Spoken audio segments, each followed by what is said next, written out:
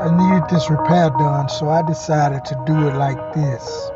To use this Loctite to tighten this hole up. As you can see now,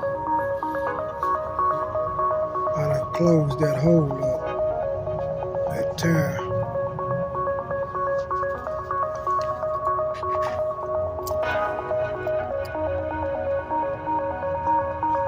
This is what I use, Loctite super glue.